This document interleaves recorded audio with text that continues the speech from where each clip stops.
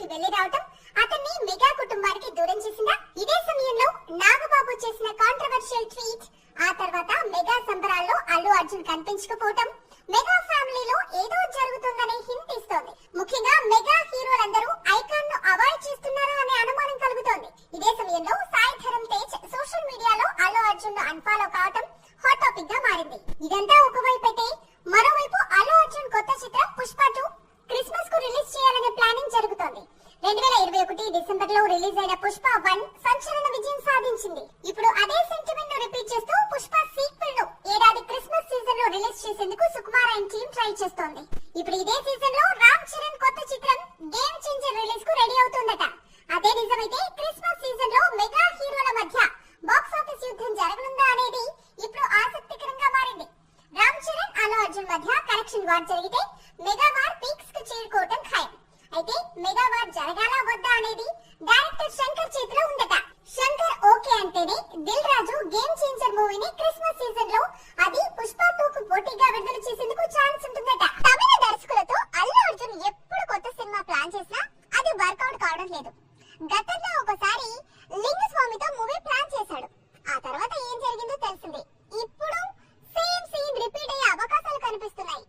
Parody star Bunny Kollywood ఎప్పుడు కబ్జా చేద్దాం అనుకున్నా కుదరటం లేదు. జవాన్ డైరెక్టర్ అట్లీతో అల్లు అర్జున్ ఒక సినిమా చేయబోతున్నాడు అని కొద్ది రోజులుగా ప్రచారం సాగుతున్న సంగతి తెలిసిందే. పుష్ప 2 తర్వాత ఇమిడియట్ గా పట్టాలెక్కాల్సిన ప్రాజెక్ట్ ఇది. కానీ ఇప్పుడు అట్లీ అడుగుతున్న రెమ్యూనరేషన్ కు బన్నీ ఒప్పుకోవటం లేదు. అట్లీ ఏకంగా 80 కోట్ల డిమాండ్ చేస్తూ ఉండటంతో అతనితో అల్లు అర్జున్ సినిమా లైట్ తీసుకున్నట్లు టాక్. టాలీవుడ్ మాలీవుడ్ మార్కెట్స్ లో టాప్ హీరోగా ఎదిగిన అల్లు అర్జున్ కోలీవుడ్ పై కూడా అదే విధంగా గ్రిప్ సాధించాలి అనుకుంటున్నాడు. అందుకోసం గతంలో మరో తమిళ దర్శకుడు లింగు స్వామితో మూవీ ప్లాన్ చేశారు, అనౌన్స్ కూడా చేశారు. అయితే ఈ ప్రాజెక్ట్ అనౌన్స్మెంట్ కు మాత్రమే పరిమితమైంది. ఇప్పుడు అట్లీతోనూ సేమ్ సీన్ రిపీట్ అయింది. జవాన్ లాంటి పాన్ ఇండియా బ్లాక్ బస్టర్ అందుకున్నాడు అట్లీ. అందుకే రెమ్యూనరేషన్ విషయంలో తగ్గేదే లేదు అంటున్నాడు. అడిగినంత రెమ్యూనరేషన్ అల్లు అర్జున్ ఇవ్వకపోతే అడిగినంత రెమ్యూనరేషన్ ఇచ్చే హీరో దగ్గరికి వెళ్తాను అంటున్నాడు అట్లీ. ఆల్రెడీ అట్లీ అడిగినంత రెమ్యూనరేషన్ ఇచ్చేందుకు బాలీవుడ్ హీరో రెడీ అవుతున్నాడు. 2013లో దర్శకుడిగా కెరీర్ బిగిన్ అయ్యింది. అప్పటి నుంచి బ్లాక్ బస్టర్స్ మాత్రమే కొడుతున్నాడు అట్లీ. ముఖ్యంగా తమిళ హీరో విజయ్ కు వరుస పెట్టి బ్లాక్ బస్టర్స్ ఇచ్చాడు. ఒక సినిమాను మించి మరో హిట్ ఇచ్చాడు. జవాన్ తో బాలీవుడ్ కు వెళ్లి అక్కడ ఏకంగా 1000 కోట్ల సినిమాను తీశాడు.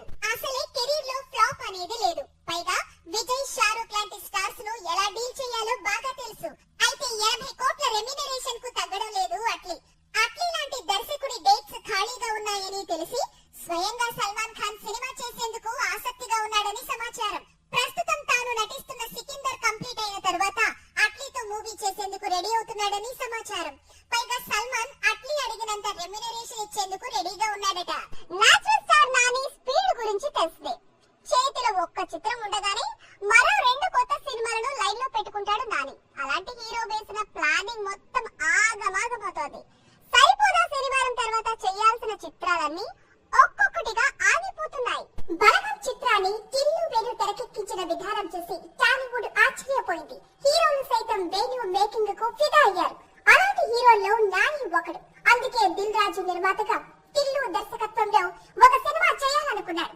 జల్లమ్మ పేరుతో వేణు కథను రెడీ చేయడం మొదలు పెట్టాడు. కానీ ఇప్పుడు ఈ ప్రాజెక్ట్ కు బ్రేక్ పడినట్లు తెలుస్తోంది. వేణుతో మూవీని నాని వాయిదా వేశారట. ఇంతకు ముందు సాహో దర్శకుడు సుజిత్ తోనూ ఒక యాక్షన్ మూవీ ప్లాన్ చేశాడు నాని. సరిపోదా శనివారం తర్వాత ఈ కాంబినేషన్ లో మూవీ పట్టాలెక్కింది. కానీ ఏమైందో ఏమో సడన్ గా బడ్జెట్ ఇష్యూస్ రీజన్ గా చెప్పి ఈ మూవీని పక్కన పెట్టారు. ఇప్పుడు బలగం వేణు మూవీని కూడా పక్కన పెట్టాడు నాని. ఇక దసరా డైరెక్టర్ తో మూవీ మాత్రం లైన్ లో ఉంది.